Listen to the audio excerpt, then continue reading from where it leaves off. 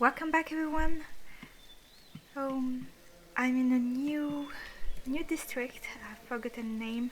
Benhi Express. This is where the Chamber of Thought is, where Bijala Wajidal used to study in secret. But I'm not going to focus on the main quest right now. I want to talk to people, so I may find some stolen objects. So I'm going to talk to this fine gentleman over here. A large number of flies jump off the Ogre when it slowly lumbers towards you. Saliva drips from the right side of his mouth, and you pick up the scent of manure in the air. Cobra is me. Cobra friendly. Cobra so good. Let's see what you have. So the last thing I need to find is a clock. Yeah, that's another quest I have, and doesn't have anything, sadly. And perhaps she will. The woman is wearing a fine woven green and dark brown dress that is made from light material that looks very breathable. She carries many kind of regions and other strange items. You there, lass. I have some questions I'd like to ask you, if you take the time. Do I get paid for my time? No, I do not have dinners to offer for your time. Now that you know I will not pay you, are you still interested? Sure, ask away. Have you heard any whispers during the night? What kind of whispers? Any sort of whisper that spoke of bringing harm to you, killing you and those you know? No. She nods and places a brown bead in her right pocket. Have you seen strange things in the shadows? What kind of strange things? Shadows coming alive, black tentacles reaching out towards anyone close to the shadows, shapes that appear and vanish. No. Drops a brown bead into her left pocket. 2 brown beads. She nods and places an orange bead in a small velvet pouch. I have no further questions to follow up on. Thank you for your time. A good day to you. She ignores you, busy with her work, whatever it happens to be. She's making a survey or something?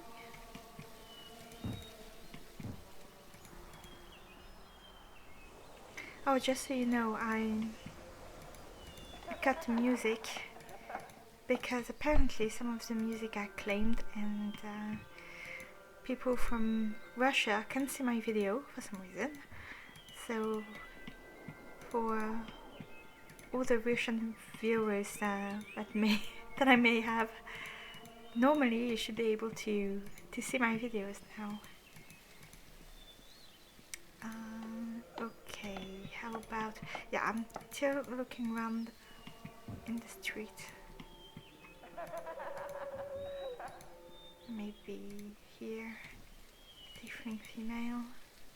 Human male. I'll make another...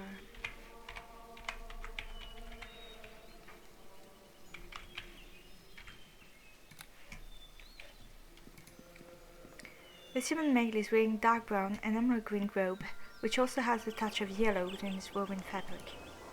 The hood protects his face from the elements, and he watches you with a hint of curiosity as you approach. Well met, lass. He pulls his hood closer to his face to block out the sun. What's your name? My name is Vishak, a member of the Alkandi Society of Wonderment. Do you have a name to share? Morwenna. Vishak bows as you introduce yourself, keeping his eyes locked to yours as he does so. An honor, Morwenna. He pulls his hood closer. Where are you from? Just a few blocks away from Benhi's Express, doing some work here with Viola, who's somewhere on the street. What work is Viola doing? We're doing data collection, the number of those in the city that have seen what many are calling the darkness. If you haven't spoken with her yet, perhaps you should. We need your input. Okay, yeah, she's doing a survey. Her tail wraps around her arm as you approach his tiefling, and a magical smile breaks across her face. Looking for a fine weapon that added touch of magic? Come on over and let me show I have. Maybe. Invasion. I really don't have the money, but you know, bruiser. Oh, pretty good weapons. Could come in handy if I get a companion. I know you can get some in this game. Elven male. The respect that this elven male holds for himself can be felt just by looking at him, and his intelligence and wisdom show not only in his eyes, but on his face. His head slowly falls forward, while his eyes remain fixed on your own. For a headbow, it is elegant and respectful. Ai, koman lindua ele ilen sila lumen omnitin enmo. Listen now, makatalei tinalei omen tuva. Okay, I didn't understand any of this. That's normal. Yes, Neverwinter Benhi expressed spoke to me in his native elven language, but I was unable to understand what he was saying to me. So I must find a book in my library that will help me translate. Red tattoos on the right arm of the human female flare as you approach, but she pays no attention to them. Very rare it is as folks approach me, so a fine greeting I give you in return. What can I do for you, my lady? I could ask you about that. I'm looking for the Chamber of Thought. You seek the tower of the Evening Society of Thinkers. It is located on the northwestern side of the Saman. It is not difficult to miss. Oh, wait a minute.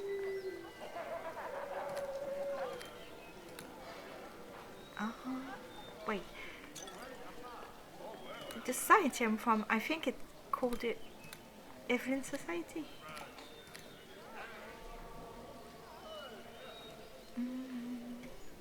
Wait.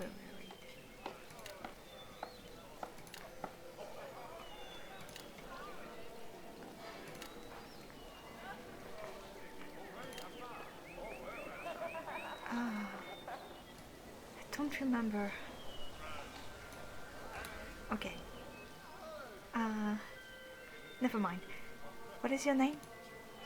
My name is Kalyong. What can I do for you? Where are you from? I'm from a nation known as Sindor, far across the shining sea. A city called Sindar is where I was born and raised. Some years ago I paid my way across the vast sea, and I've been exploring the nation of Kalimshan since I arrived.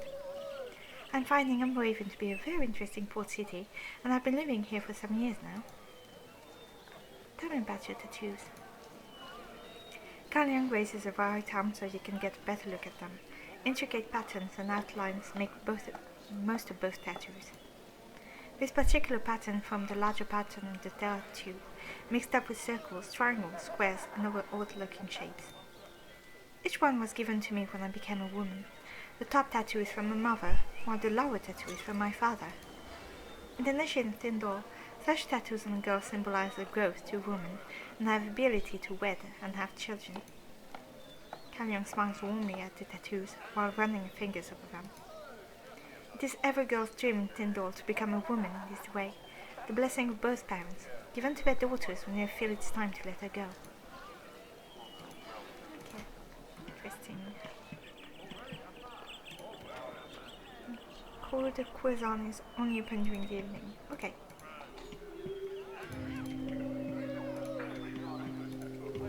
Let's go back here at night.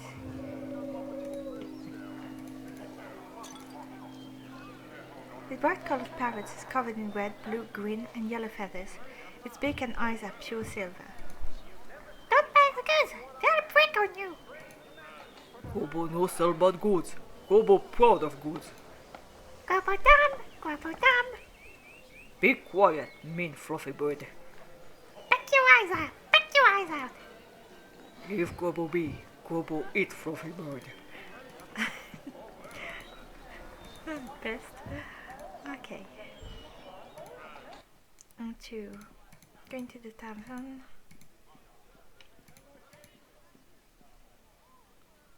Oi, what can I get ya?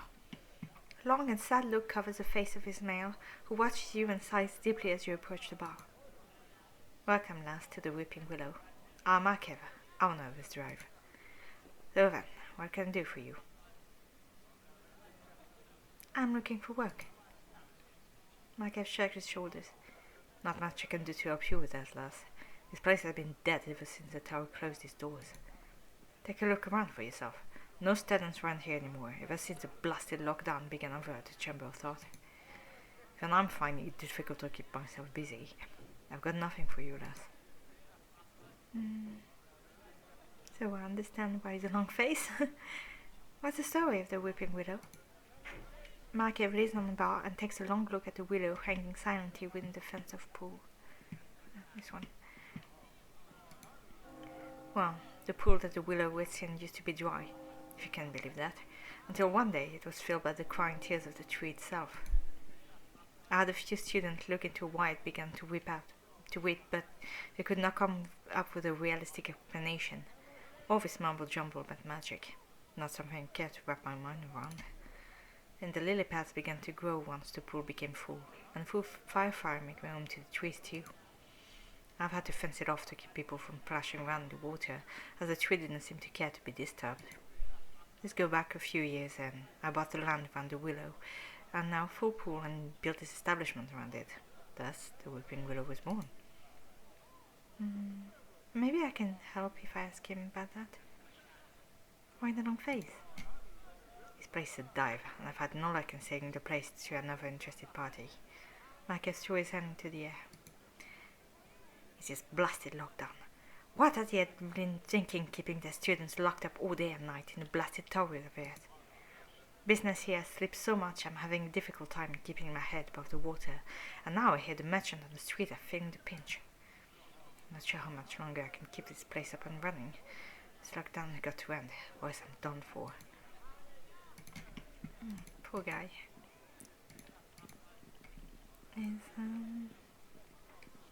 I think I remember what this guy is. Need to save. No, I'm not part of the Evening Society, I'm part of the Owen Society. Two different things. I'm sorry, I have no memory. The white bestial color of his skin seems to change hue based on where he stands in the light. It doesn't even notice or doesn't even care. He simply stares at you with bloodshot eyes. What's your name? Some scream the name High Night Hag, but you can also call me Warius. You can scream my name you want, then I eat you. Okay. Do you live near here? Yes. Well, much of the time I do. Only live when I must. When I see someone here I like, someone I want to follow, someone I want to kill, someone I want to eat. Okay, goodbye. Nope.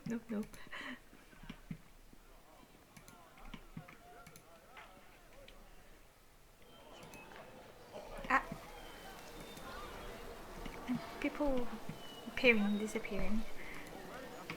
The lazy eyes of his half-orc slowly open as he shielded his light with his hand.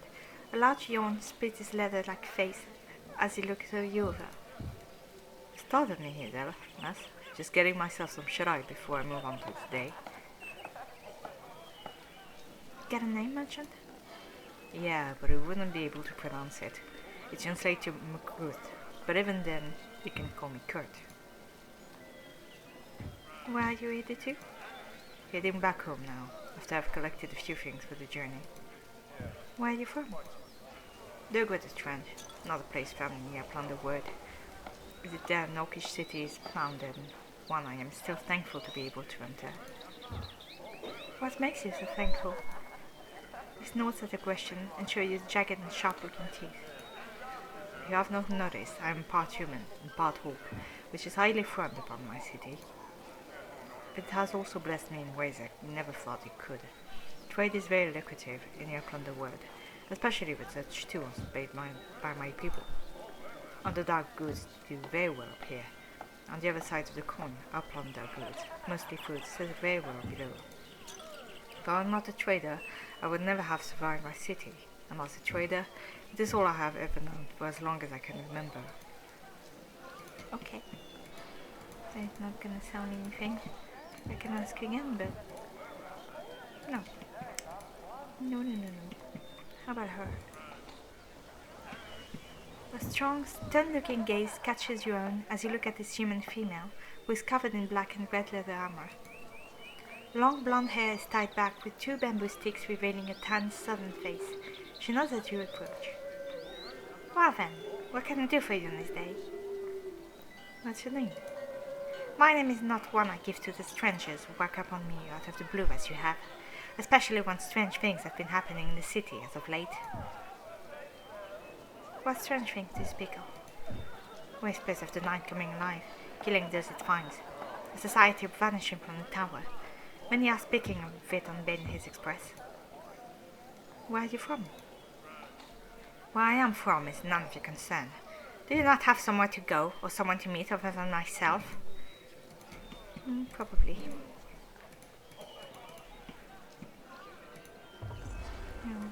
Magic shop.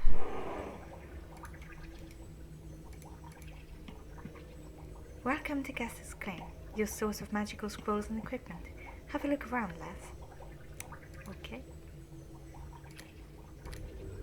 Oh, she might have... Yeah, it is spell magic. I don't have enough money. Okay. Never mind.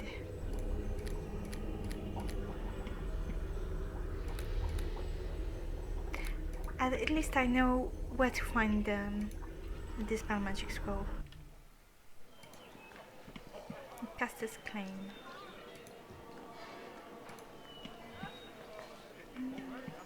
What's that? None fingers. A fine-looking, almost magical parrot jumps around in a squirrel cage.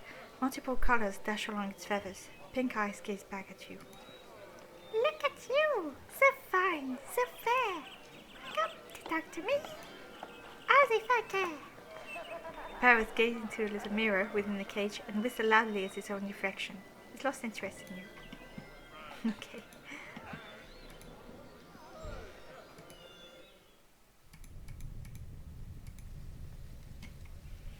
The shop owner looks annoyed as you walk up to him. I hope you're not another one coming by to make claim to having orange stripe growing in your garden. He shakes his head. I'm sorry, I did not mean to burst at you like that. Welcome to Memnon Fingers, your only shop on Benhi's Express for witches and strange wonders. Have a look round, lass. What is this orange stripe? It is a very rare and unique kind of flower that is known to grow around Almraiven from time to time, which blooms only at night. Folks are coming in here telling me they smell the orange fragrance from the plant, but never have anything to show for it. I may as well say, if you find any orange stripe, please bring it in, and I will pay top dinner for each plant you find. Okay.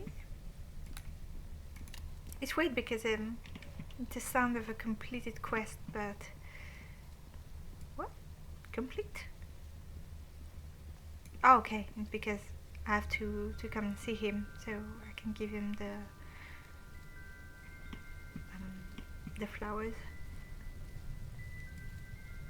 Okay. Wow. Could be interesting.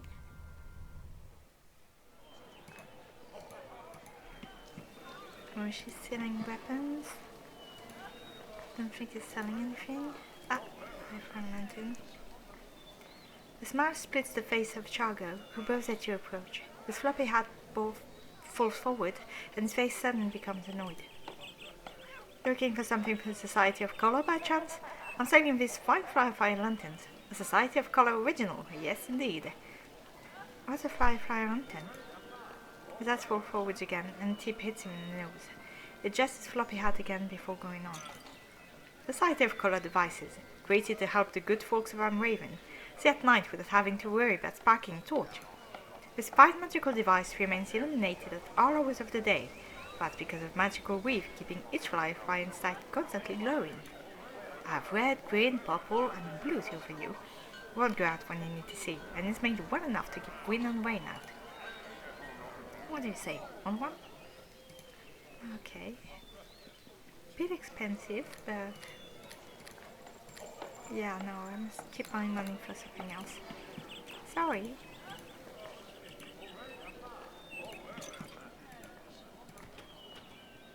Okay.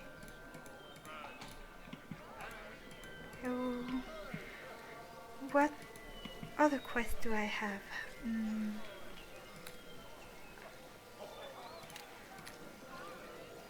Almraiven language, so that's easy. Wondrous Wonder. Oh yeah, that's a prostitute who's got his face slashed. Howard's haunted home. This one is a bit hard, I remember. Stolen swordfish. Street side in Firiem has told me the merchant somewhere in the trade ward is claiming swordfish is being stolen at night, but she could not tell me exactly where this merchant is located. Okay. I suppose it's close to the sea.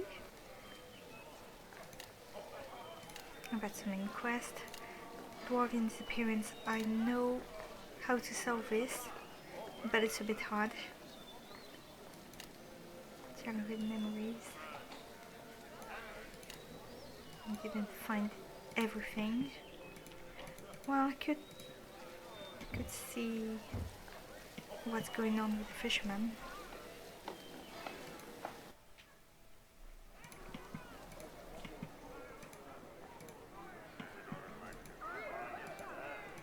No.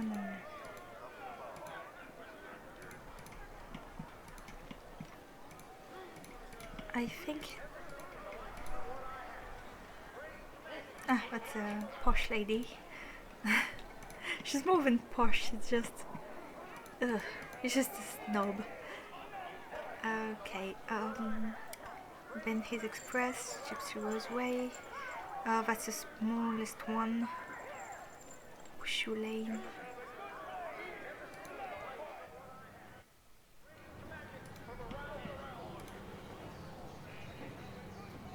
And work on the gnome. Oh yeah. The voice of his female cracks and pops as she speaks to the female dwarf, who is lost in the conversation.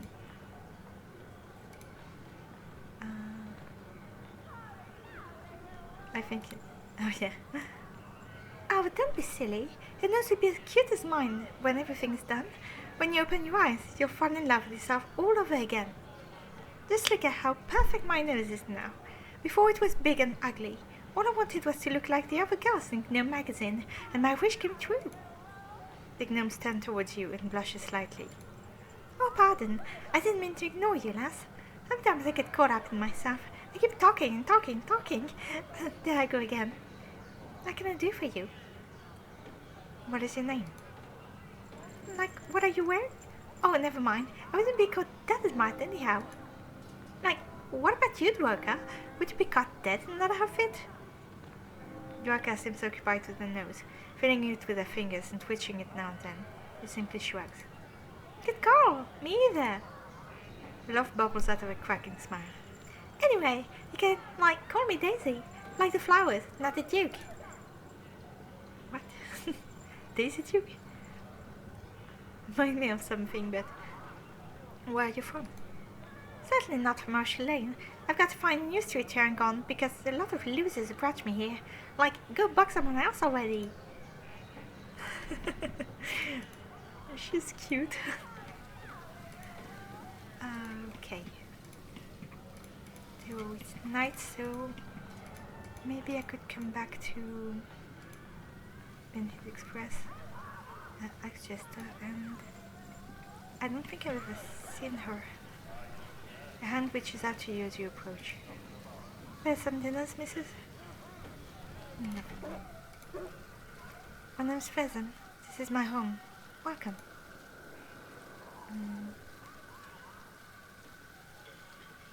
How long have you lived here? Pheasant begins to count her fingers silently to herself. I've been here 8 months now. Figured this was a gem of a spot, but it only looks good the first time around. When you start to see it for what it really is. A poor spot in a poor neighborhood, and nothing more.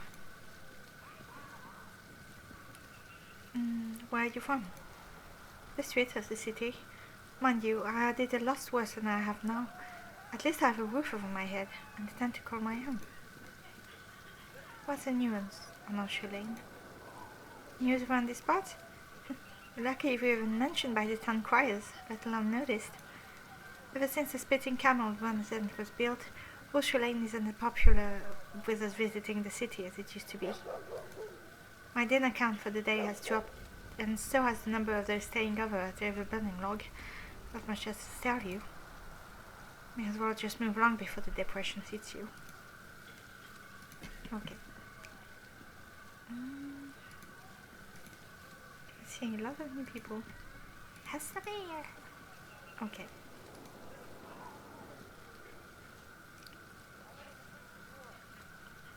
What about Mandrake Wood? No. I need to make maps of the areas because I keep the villa. No.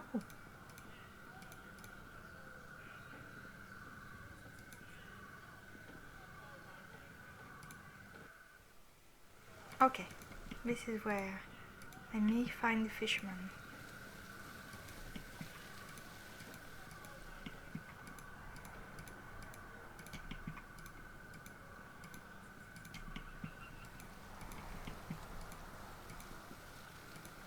Even then, I'm not sure.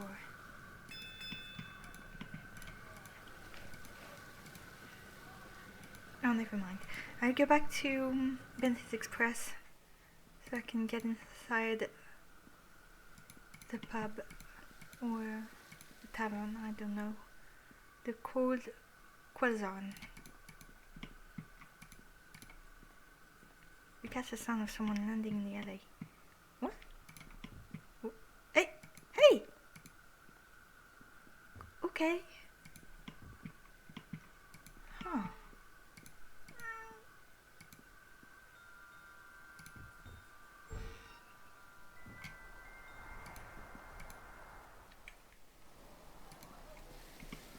I think it's a brothel. Well, hello there. Striking eyes catch your gaze while the sound of chains touching bare skin jiggles through your ears. A warm smile then follows with a wink of her eyes. A warm welcome to you on this night. My name is Ambo, and you've come to the right place if you're looking to wind down and relax. I'm unable to give you cold Kelzan full selections. Most of the girls are off during the lockdown of the Chamber of Thought. I can offer you a quiet place to rest, though, for only one dinner if you're interested.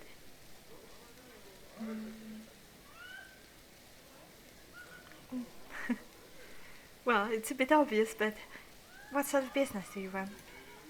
Zambo runs her soft fingers down the front of her chest and places her hand on her lips. A place that offers a relaxation and privacy with those clients who are looking to forget the troubles of the day. Cold Kazan has a wide variety of men and women to choose from, each with specific talents and attractive features. They ease the trouble of all who pay for their time and touch. Of course, if you have your own sexual slave, we allow you to bring them here, for a price that goes back into the hands of those who work here. Many clients would rather spend the evening here with their pleasure slave. It's a safe environment, welcoming, and non-judgy. At the current time, the lockdown of the Chamber of Thought is being felt in all of our pockets. Who are your main clients? Well, names I've never spoken, of course, but we are very popular with the young boys who come to study at the Chamber of Thought. We are very well known and proud to say that many Evelyn boys leave the court's Kazan as Evelyn men. Zambo produces a very sly smile and purrs while doing so. Traders and merchants enjoy his service and do spend a lot of time here between their trips. We've even begun offering a masked service for those men who live in the city and do not wish to be recognized while here. Okay. I'm not spending too much time. And you can have sex slaves in the city. Ew. Weird. Okay. So, it's raining. Doesn't do anything, but I might as well go home.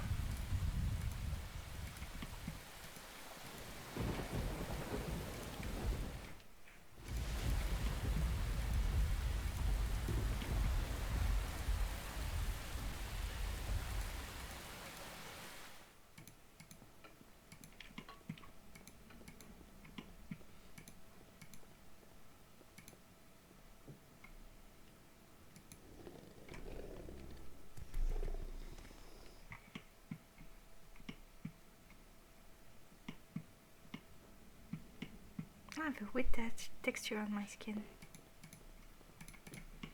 Oh, I can read the book about the Elven language.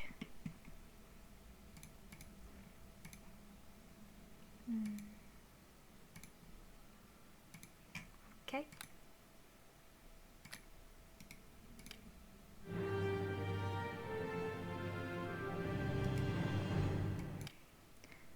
Oh, this volume of pages is bound as a green cloth wrap that feels soft to the touch. Down the spine, written in silver red, is the Elven language.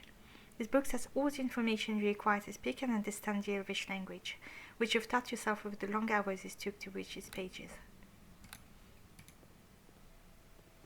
Ah, she's learning quickly.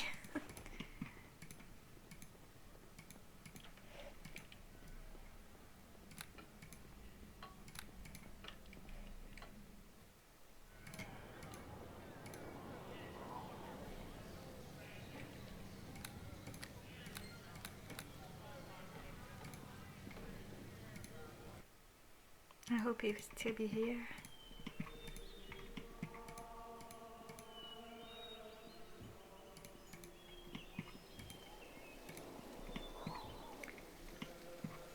Hello to you, my friend. Allow me to introduce myself before we go any further. I am Robin, a visitor to this grand city. Do you live here by chance?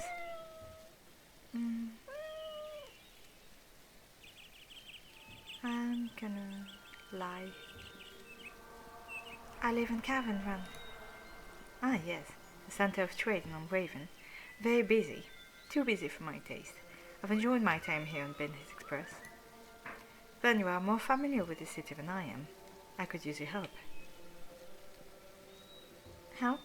Only if you have dinners to spare. Well, I do not have any dinners on me, but my wife does. You see, that's where I need some help. We came together on Mist. It's docked now in port. During our visit to the trade ward, we got separated and I've been unable to locate her since. Now, I've walked many streets, but I've had no luck. All I ask is you do come across her, to let her know I'm staying here on Benhi's Express. And your wife can pay me? As I mentioned, my wife has our dinners, and I'm sure if you mention my name and where she can find me, she'll pay you a small sum for your trouble. Very well, I'll keep an eye out for her. Very good then. Her name is Alderwin, and her robe matches the color of my own. Very well. Okay, so she has a brown and burgundy robe. I'm gonna note it down.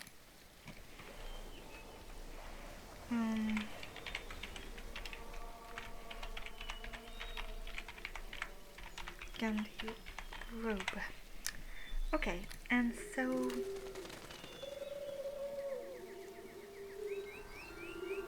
I'll have to keep an eye out for her.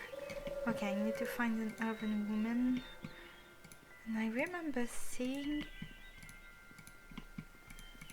elves. And she must not be in Benhi's Express. It would be too easy. Probably not on Cavern Run either. Although I could try looking for her here.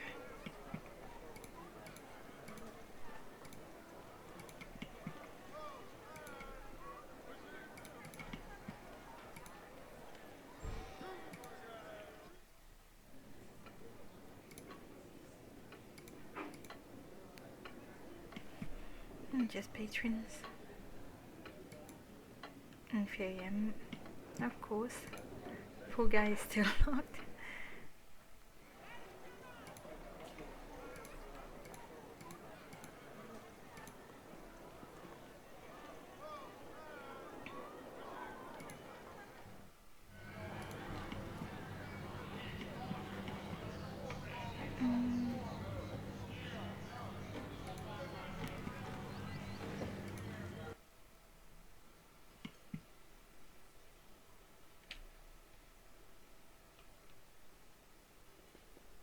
No one I can talk to.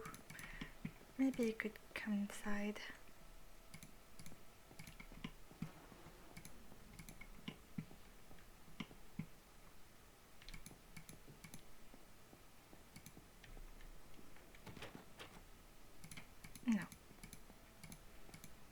There's no point in this.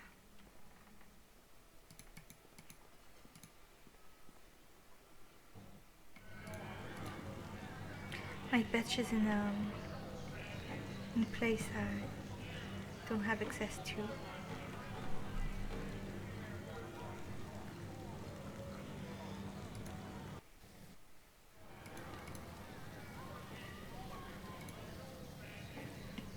Oh yeah, this one is a bit weird. The very face of a human male is distorted and covered in fear. His eyes are bloodshot, as if he has not slept in many days, while his hair is the color of dirty snow. His head tilts in direction as you approach. You do not fade like once I see, and you cast a shadow on the ground. His tired eyes roll back into his head, and a distant moan breaks from his dry lips. Release us! Set us free! White strands of hair tremble down his tracked face of the old man, and his eyes return to gaze upon you again. What can this old man do for you? What is your name? As if the neck of the old man has just been broken, his head falls forwards and his hair hides in his tattered face. Again, a distant moan breaks from his lips, and different names in separate tones ring to your ears. Ash, Mera and Kessa, we are. Help us! Slowly the old man's head rises and watches you as if nothing had ever happened. Where are you from? Whispers curl round your ears and you feel the cold touch of multiple fingers running over you. The old man's eyes close as he speaks. The home still. We beg you for Willis. Help us. The old man looks up at you as his eyes slowly open again. I know of you. Who or what they are, I cannot say, but his voices have haunted me for days. Care to help out an old man? Where is the home of Sil? The old man frowns and takes a deep breath before he answers. I'm straining to stay with you, lass, if they wish to unsettle themselves. They say Sil is short for Sila, an old friend who survived the fires we perished in. They say nothing more, only repeating words I have heard far too long. Help them, and you help me, lass. When did his voices begin? 4 days ago, and with his passing day, it is more of a struggle to keep the mind, I know. What's the reward for helping you? I can't. The eyes of the old man open wide, and a snarl crosses his face. The cold whispers of death rolls off of his tongue. Revenge for us all! I will do what I can. The man simply nods while holding his head with his hands. He passes out shortly after. At the home of Sil.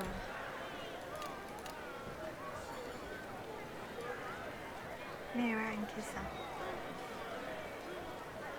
Yep, she's the one I talked to on Caravan Run.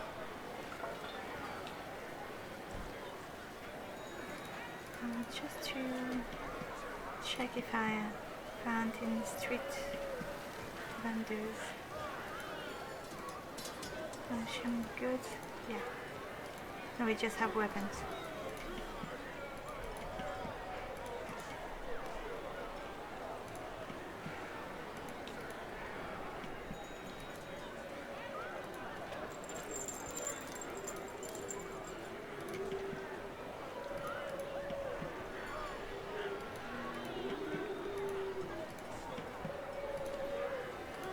Oh, maybe he's sending something.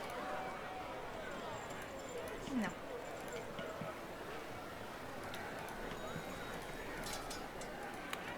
Oh, yeah. Cabin in this.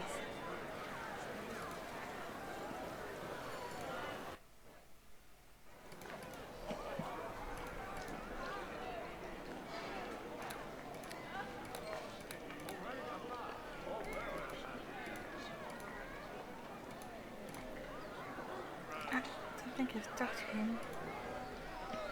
I'm not sure if it noticed you, for it continues to skip walk across the water. Half mine splits the lip of this young girl, while the curls of her hair bounce around her head, when she jumps up and down around them. Hi! Are you lost here? We lost. That's my papa, my ma, and I. The two of us are lost, yep. I don't mind though. Do you? Nope. Lots of faces, see? It's really loud though. Sometimes I have to cover up my ears, yep. Now, Anta, what have we told you about bothering strangers? But Papa, strangers are helpful and fun to talk to, yep. Ma always said to be polite, right, Ma? Yes, Anta, I did, but... See? Ma thinks so. Maybe the fine missus can help, yep. Anta beams a bright smile and crosses her arm. So you lost them? Yes, we are lost, but we've decided to stop for a while and enjoy this charming spot we've come across. There's a nice breeze coming off the water, and gives Santa some experience in the city. Our first city ever. Boring. All we've been doing is standing around wondering where an inn could be, but you don't even bother to ask someone. Hey, missus, do you never inn around here? In great direction. Oh no. There's one in Horseshoe Lane. You see, Papa? All you have to do is ask. Not everyone is out here to steal from us, you know. Yep. They have lots of dinners. Yep. Anta, you know how children can be, always adding more than necessary. Thank you for your directions. We will bunk here tonight then. Well then, let's go, Papa. This place is boring and I want to listen to tales from drunken men watch drunk women put their... Anta! Anta receives a burning look from the lady. Well, now I know where she gets her farmer from. My side of the family? I doubt that. Boring. Not a fight about trees and nature. I'm sorry, missus, but I get like this a lot. Hey, thanks for the help. Yep. Family slowly vanish into the crowded street. Okay. So, about you. Does Asher, Mira, and Kirsa ring the bell? Salah stops she rings the bread in her mouth and gives you a ghostly white, blank stare. She stutters out of her pants. Yes, those are the names of my friends who died in the fire. How?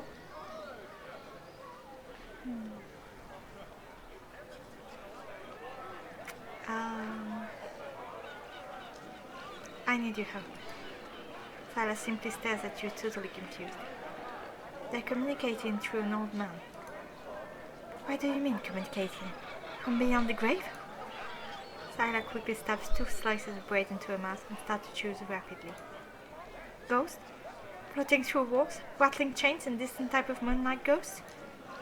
I do recall a story about ghosts from when I was a young child, but I always thought they were tales that I've told to spook my brother and I. Suppose they're ghosts now. What do you expect me to do about it? Salah simply stares at you, totally confused. Tell me about the night of the fire. Salah poses and watches the street. Her face fades in the growing shadows of the day. I shut up from my sleep and smelled smoke. For a moment I thought it was wood burning in the fireplace and tried to go back to bed. A short while after, I began to cough. The doors of my room then flew open, and Kessa was standing there with a cloth over her face. Black smoke curled through the door and along the ceiling. I could hear Ashen and Mira shouting to each other somewhere in the house, but I could not hear. I grabbed a pouch of dinners and bolted for the stairs. Already the first floor was consumed with flames, and they licked the stairs, eager to climb to the second floor. That's when I spotted Patas darting towards the basement door. Salah poses and slowly chooses some crust. Pata was the youngest of us all. Her eyes glittered in the fire and her cheeks were pitch black. She shouted for Kessa and me to follow. Kessa made it down the stairs, but I did not. By then the flames have already burnt much of the foundation to the lower floor, and the stairs gave way before me. I shouted to Kessa to run the basement with the others, and I found a window to climb through and get help. Never saw him again. Any idea what may have started the fire? Considering I never asked Farwick in Valan to start on the straight wood would cause the fire, I'd have to say no. Word on the street after the accident claimed that one of the owners started it, or at least that's what the Staton was saying. I suspect it was arson because soon after, plans were made to build the Everburning log instead of a new home for someone else. The Staton had always wanted a source of income for that part of the street. Well, I got it. How is it you survived? After the stairs were engulfed in flame, I ran up to the attic. As a child I was always told never run up the stairs in a fire because fire spread upwards. It was a disregard that saved my life. You see, the attic was sealed by a trapdoor, so none of the smoke had found its way into the small area. I climbed through the attic window and made my way across the rooftop to safety. By that time the entire house was in flames. Did the entire home burn to the ground? It most certainly did. It's as if there was some sort of accelerant fueling the blaze, but I found nothing out of the ordinary when I returned a few days later during the night. I couldn't get to the basement though. There was so much rubble and debris everywhere that I couldn't even find the doors and stairs leading below.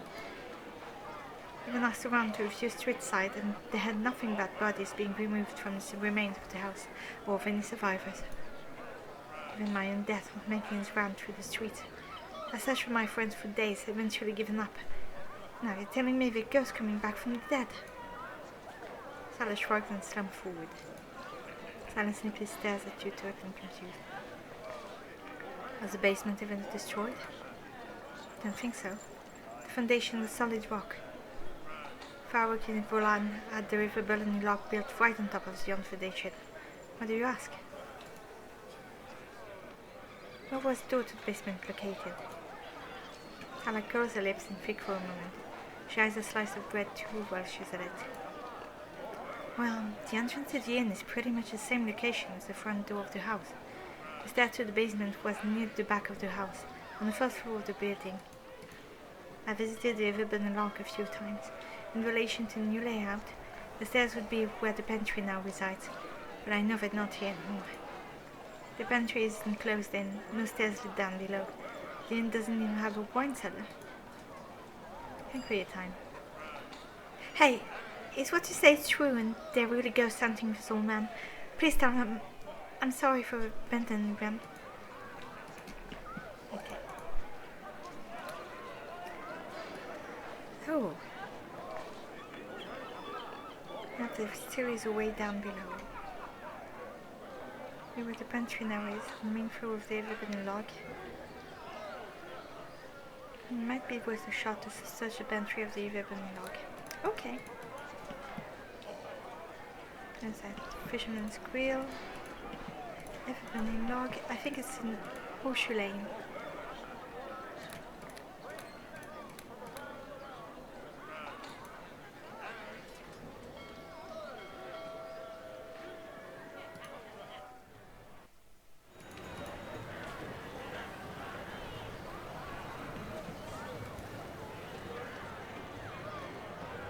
Yeah.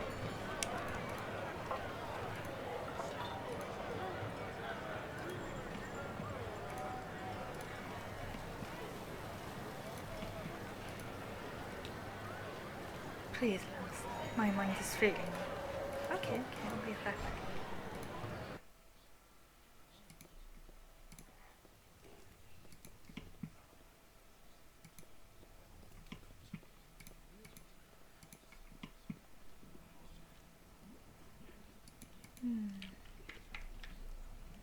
That's supposed to be the pantry.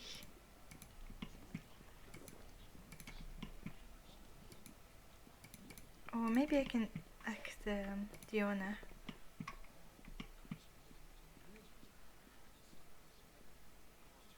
How long has this place been around? Only a few months now, and it's fairly new.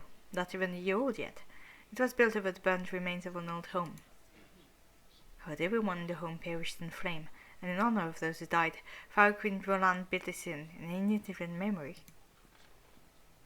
Who is this Firiem and Roland?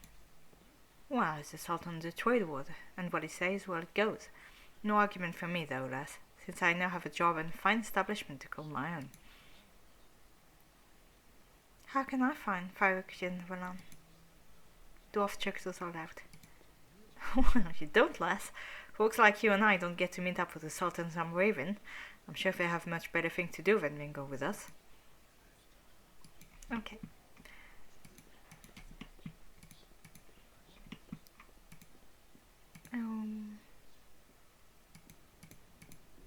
These are the rooms, but I'm looking for the pantry. And that's supposed to be the pantry.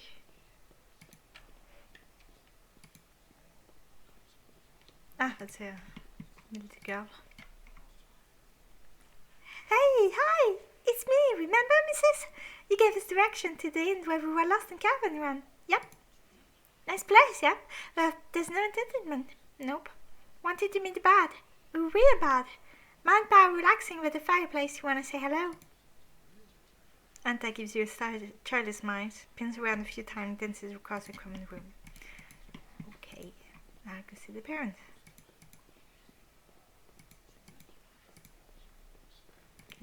By the fireplace? I don't see them. Ah, there they are.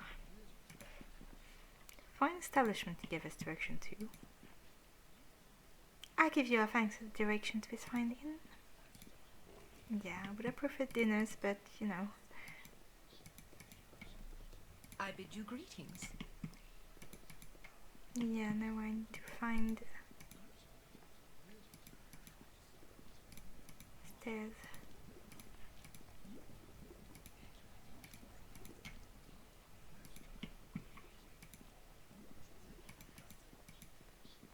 Ah! The smell of mildew hung in his corner of the pantry, and there was also a coolest chill to the air as well. Your eyes catch crack in the board beneath the sack of floor, and they creak with a hollow sound when you gently step on them. Simply moving the floor aside so you can remove the board will get you down into the cellar. Cold chill of death lingers down here.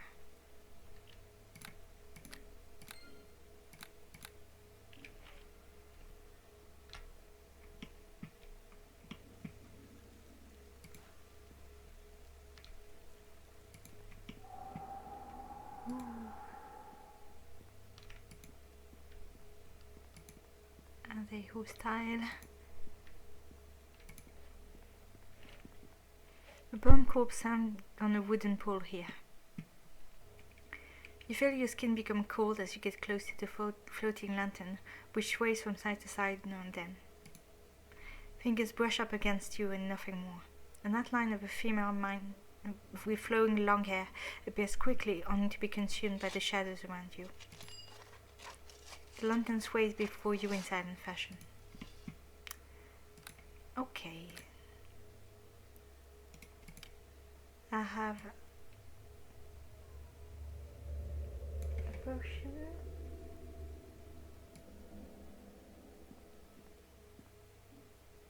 CP, channeling potion allows the drinker to communicate to spirits. Well of source water, bonding agent, ear of a bat.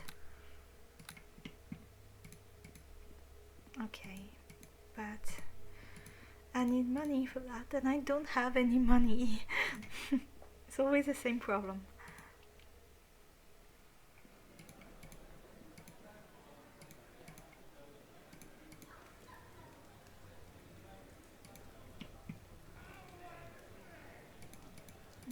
How about Dwarka? Obsessed with our nose.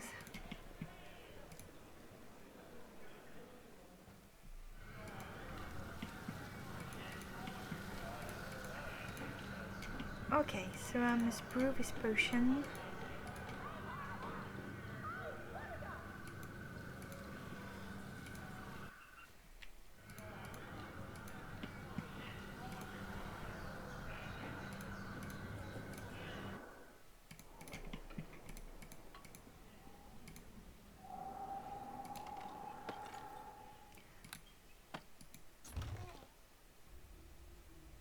Okay, so at least I have this. I need a bonding agent and potions channeling would help me with this task.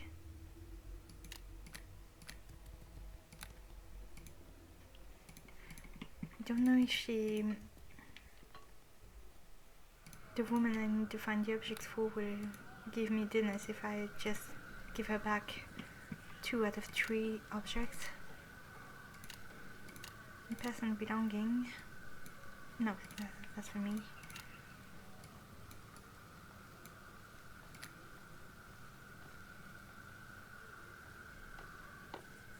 Childhood memories. Rilari. The evenings at the diving dolphin on the villa. Okay.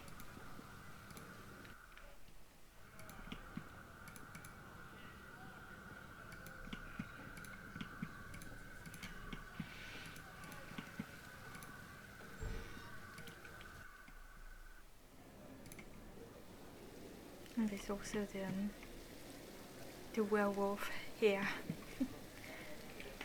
Okay, so where is she?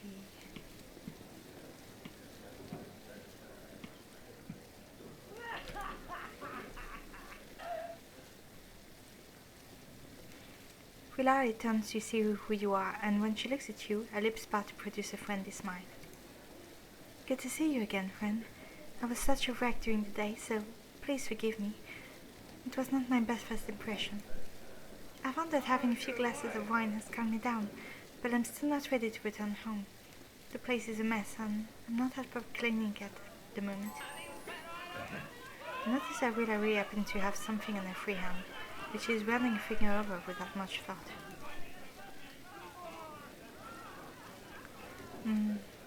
What's that in your hand? Oh, what? This? I'm not sure, really. I found it on the kitchen table when I returned home to find my place had been robbed.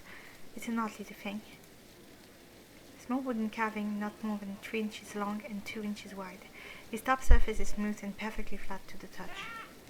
The back is exactly the same in design, except that the letter F has been carved into the wood. Take it, if you want it.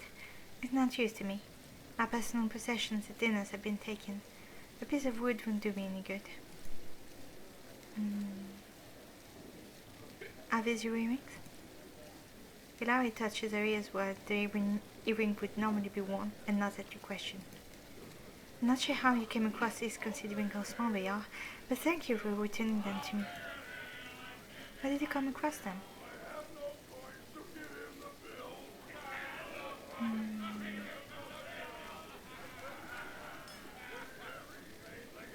I don't remember. I found them at Gypsy's Good. Really? Right in my own backyard. How much did you have to pay to get them back?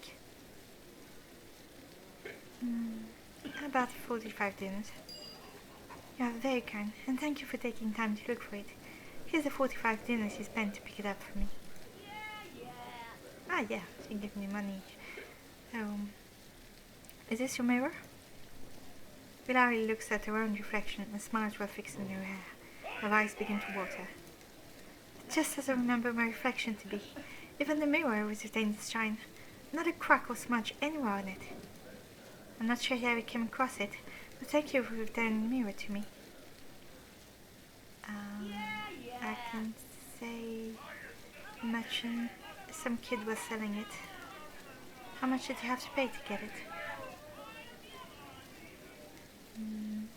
40 dinners. Yeah, very kind. Okay. You told me that before. Farewell. I have no idea how much those item actually cost. And just missing the clock. But now I have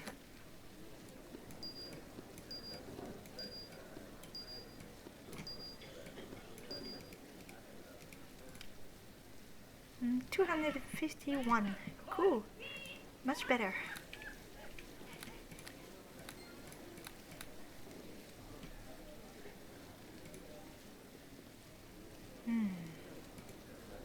I don't trust you.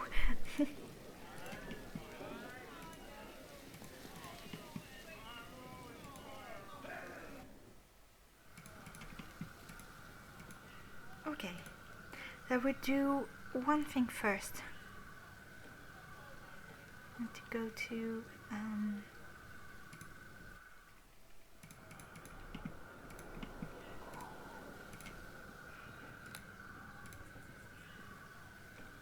because there's a prison.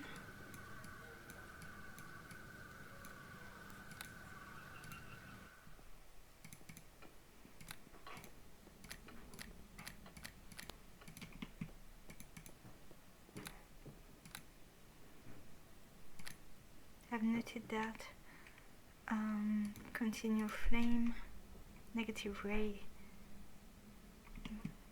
Negative. Okay, so it's negative ray of enfeeblement, dispel magic.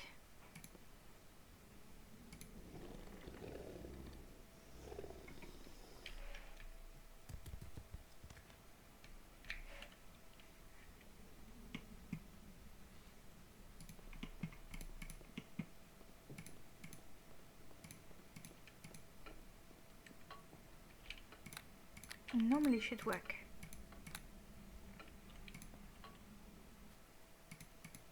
I have to buy the scroll in Benhi's Express.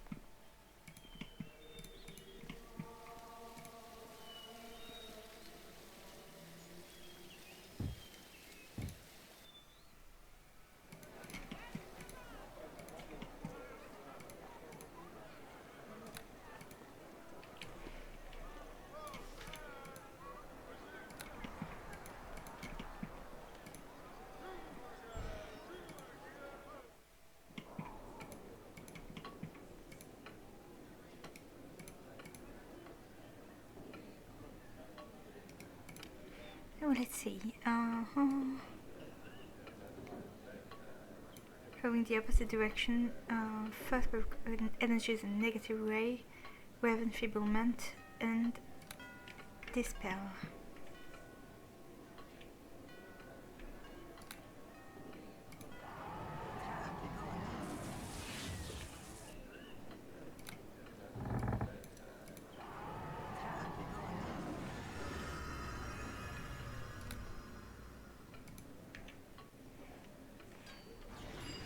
Yay! Firiem gives you a wicked smile as you approach the cage. There's something different, you know. I can feel it when I touch the cage with my hands. Firiem shakes the cage gently and shifts slightly. Whatever you did, you certainly earned the dinners I've kept hidden from Relic. Produces a very large dinner from a pocket in his pants. Don't worry, I've already taken time to clean for you. Thank you. Firiem tosses you the dinner. I slip out of here when Relic wouldn't be expecting it. Thanks again, lass. You're very welcome. I hope it's worth it, though.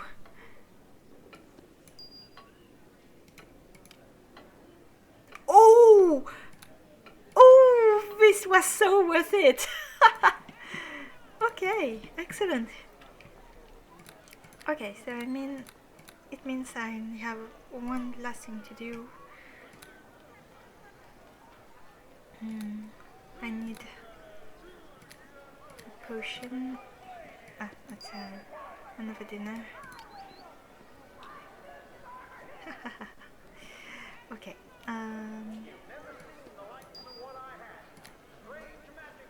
There were brewing potions.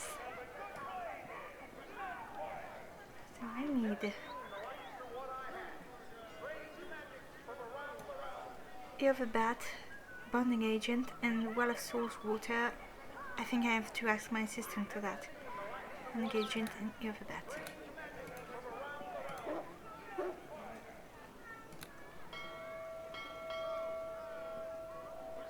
Does he have bonding agent?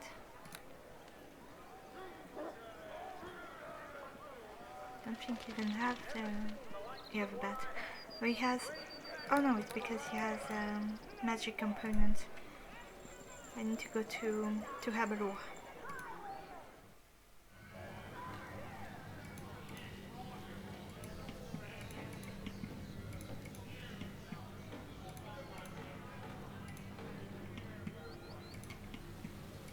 I could ask about the disappearance.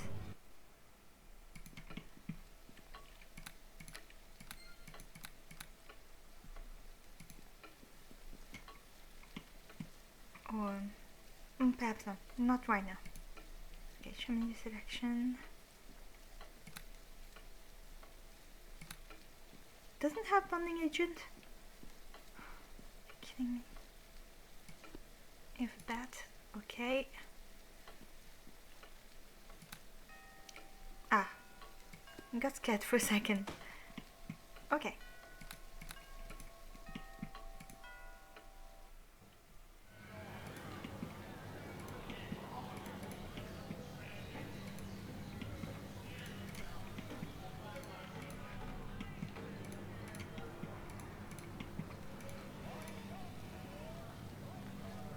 Loom Avenue.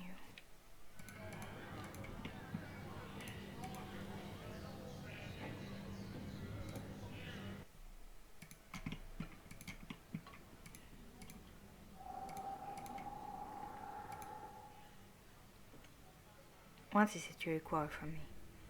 I require water from the Well of Souls. Halav looks at you for a moment and then nods his head. As you wish, master. I will return as soon as I can. I'm sorry it took so long, but getting to the Well of Souls is difficult when one has left his wall. Okay, thank you so much.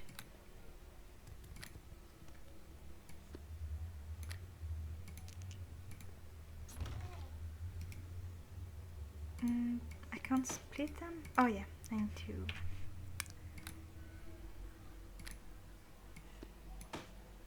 get them in my inventory. Okay. So this one, this one, this one. Which I'm pushing. Okay, I'm gonna read how to use it. Spirits in the vicinity they are haunting are trapped in the land of the living and materialize before the eyes of the drinker, allowing the drinker to communicate and see the spirits. Okay. So it must mean I have to go to the Everburning log.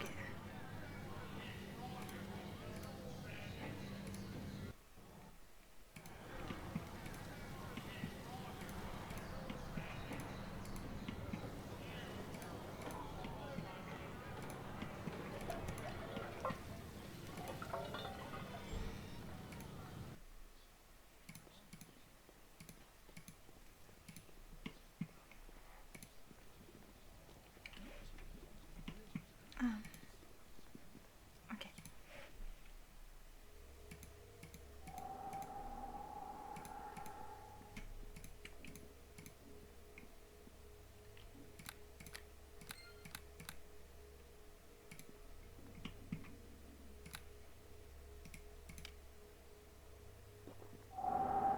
Ooh, there's 3 of them. Fixed and distant gazing ghostly eyes look right through you. The mouth of this particular ghost is soon shut and her ears have been removed. All she does is make a circle with her thumb and index finger and slides it over her finger on the other hand, making the shape of a ring.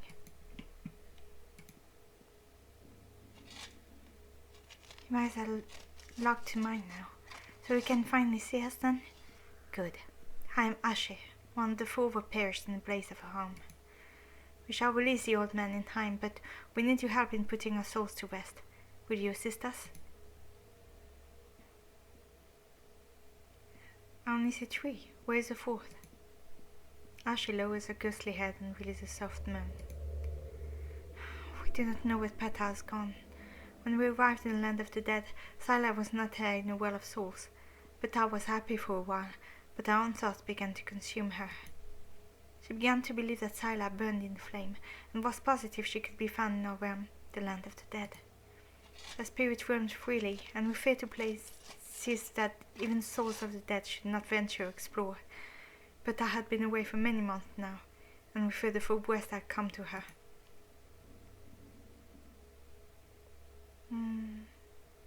How did Mira die? Ashe turned the ghostly eyes toward the hanging cage where skeletal remains sit, feet dangling towards the floor. She was slowly starved to death after her hands were bound behind her, her mouth soon shut, her ears cut off and her arms blinded.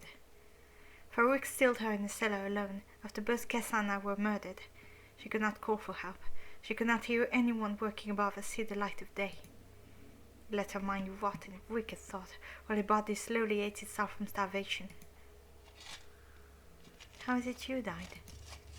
It was by flame, but not the hot inferno that burned down our home. As she looked at the stack of wood and the heavily burned corpse still hanging in the pole. Or yourself, as I was in your realm, burned at the stake by the men who found us still alive. By the orders of Farouk de Volan, the Sultan of Trade Ward, he had us all murdered. Even showing him the deed of the house did nothing. There was to be no survivors, you see, because Farouk granted a place of business to bring in more dinners, to part of the ward that is slowly falling to ruin. Why do you haunt this place? Only the spirits that occupy places we are not familiar with begin to haunt, but this is our home, and we move about freely, guarding our remains. Eternal rest will come when those remains have been united with objects, as were once very important to us. Unfortunately, we are bound to the cellar, and cannot search for these objects. What object is it you seek? Why, it was an old necklace my mother had given me when I was a young child. Its cool touch of silver always brought me comfort when I wore it around my neck. It still exists in your realm, for I can feel it pull toward me. All I know is that it does not lie anywhere near this place. It is much further, I fear. I could say that now. Sila is sorry for abandoning you. It is good to know Sila is still alive, and I hope doing well. If I had learned she was still breathing, he would have her killed. I miss her dearly and look forward to having her join us once our own death consumes her. I will find this object for you. I could not even begin to tell you how much it would mean to me if you did such a thing. Alas, I cannot give you any direction, except what I have already spoken of. The necklace was in the house when the blaze broke out, but now when I feel it pull, it's far, far away. Okay. And that's the last one. Left as I watched you when drawing near. The ghostly face of his female is blue and purple, while her neck has nasty rope burn. It looks as if her eyes are about to pop out of her head, and when she moves them around to get a better look at you, something icky drips out of the ghost's left eye. How is it you died? It was not the slow death of Mera, nor the hot burning death of Asher, but rather a choking, lung-burning death. I am Kessa, if you were wondering. Farouk had it men tie my ankles and wrist, stood me on a chair, put a noose around my neck, and hung me from a wooden step-out beam. Kessa's popping eyes look at the dangling rope in the fallen chair. I purposely made sure that my neck did not break from the force, and so I suffocated while attempting to gasp for even a small taste of air. When my eyes went black, they were still standing there, making bets on how long it would take for me to die. Even when I'm finally put to rest, I shall wait for Farouk in the land of dead, and 'tis then my revenge will come. When will you be put to rest? Only when I am able to find my old stuffed bear, which I had since I was just a child. It is still in your realm, but no longer on the property where our house once stood. I can feel its pull, but it's far, far away. I will find the stuffed bear. If you do, then revenge will be mine. Okay. And Mira was looking for a ring. Okay, so more objects to find. The human female hangs by a noose wrapped around her neck. Ooh. Don't want to stay here for too long. Skin hugs the skeleton remains of this person.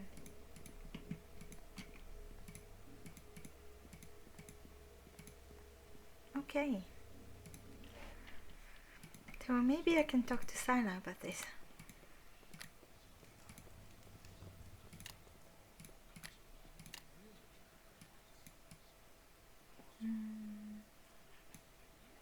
Silver necklace, your ring, and a stuffed bear.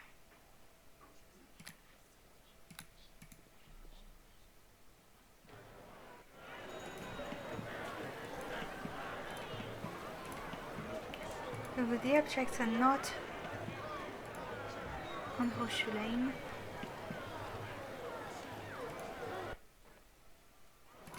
I just have to warn Styla so that she won't be caught by the Sultan.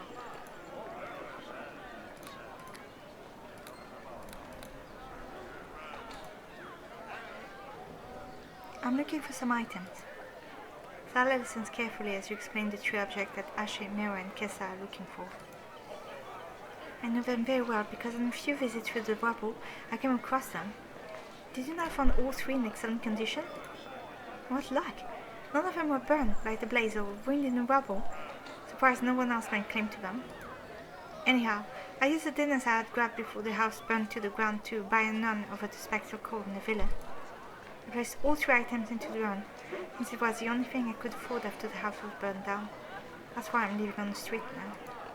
Used all of my savings to pay for a nice urn and a spot in spectral school for it. If I had a few more dinners at the time, I would have put it in the crypt below. Couldn't afford that, so the urn is on the main floor. At least I can visit any time I want now. Please, take them back and put my friend Tobo's spirits to rest. Okay. Well, that's easier than I thought. Okay, it's in the villa.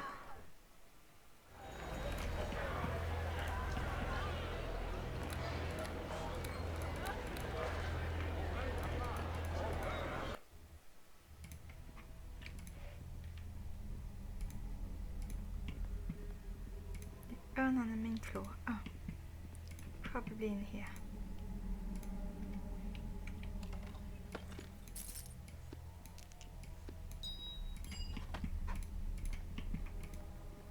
Okay.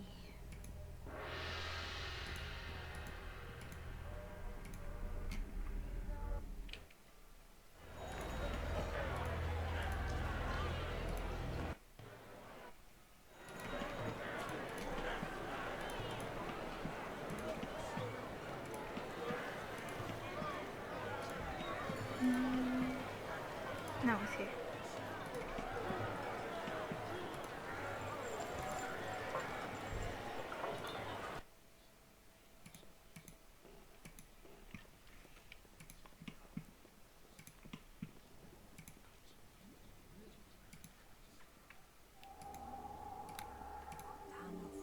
Just gonna put light so you can see what's going on. Mira seems to be watching you, and now the stitch along her lips begin to fade. Even areas slowly begin to materialize. A cool breeze passes through you, and a faint whisper is heard in the air. I can sense my ring. Already the strength in which it was taken from me is returning to me in the realm in which I roam. I can see once more and hear myself speak again. May I please have the ring, so I may rest in peace once and for all? Mia moves forward and the ring slowly floats around the finger, fitting perfectly just as it begins to fade. A loud sigh of relief soon follows. Okay. As Kessa watches you, you notice that her face begins to lighten, and the skin turns to a soft-looking shade. Eyes that were once popping out of her sockets are perfectly fitted and alive. The rope bands of her neck have also vanished, and she winks at you as you approach. I can feel totally I'm a stuffed bear. You have found him, my childhood companion. Kissa claps her hands together, waiting for you to hand over the stuffed bear. Kissa embraces the stuffed bear and snuggles her face up to its fur. As she begins to fade, both she and the bear breathe you a friendly wave goodbye. Oh. And the last one.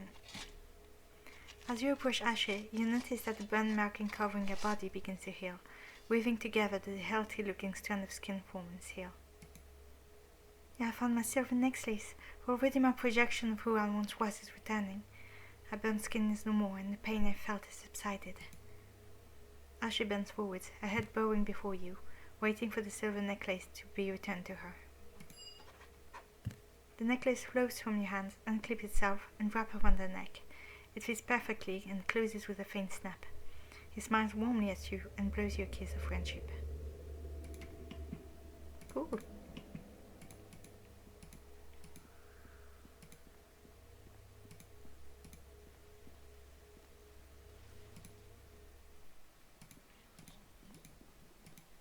The now I'm a silly old man. But I don't remember if it's in Horseshoe Lane or...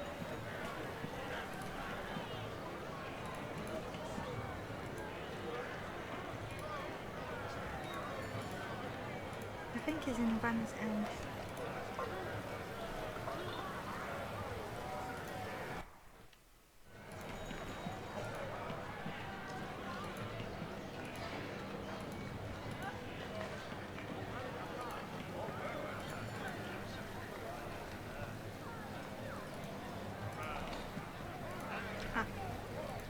Is he selling anything?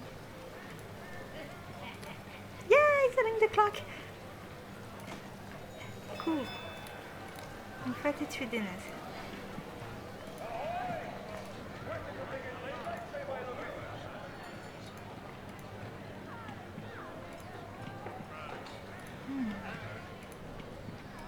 Don't know where I can find the man.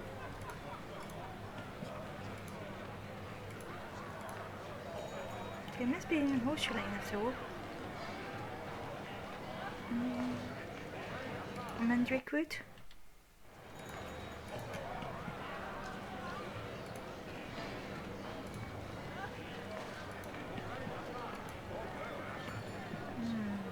No.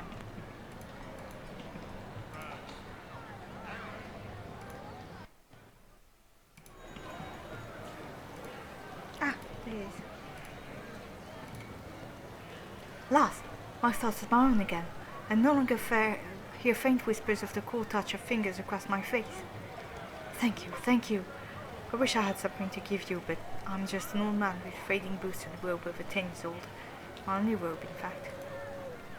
The old man claps his hand over yours and looks you in the eye. I'm Lingo, and the kindness that brought me back to who I used to be before all this began. May your dinner parchment always be full, and may the wind always be on your back. Okay. One less thing to do.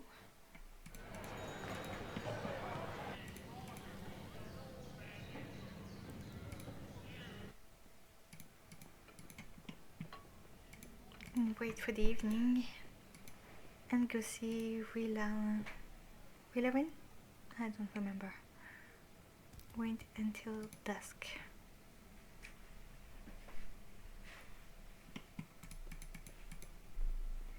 And the diving dolphin is on the villa.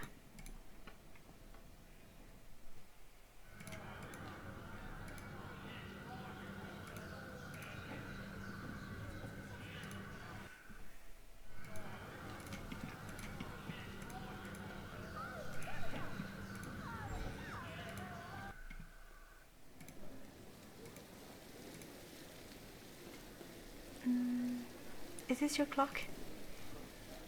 Rilari looks at the clock carefully and slowly begins to nod. She looks up at you and smiles. You found it! I thought I'd never see it again, and look! It's still ticking too! Where did you find it? I had to buy it from a merchant. Oh my!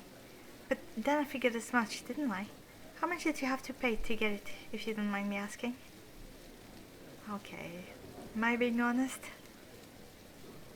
No. About 40 dinners. Yeah, very kind. And thank you for taking the time to look for it. Here's the 40 dinners you spent to pick it up for me. Okay. So it's done. Yep. Okay. I just need to check if I'm close to third level. Not even close. Never mind. I'm gonna end the video here, and so next time I've done quite a lot of quests, but I could probably do the main quest this time, the Almraiven investigation. So this Wondrous Wonder is interesting. Our Hunted Home is cool quest if I remember correctly. I've done this a couple of times, and Burns in Light, I don't know how to solve this one. So anyway, I saved. Okay, so I thank you very much for watching, and I will see you all next time. Bye bye.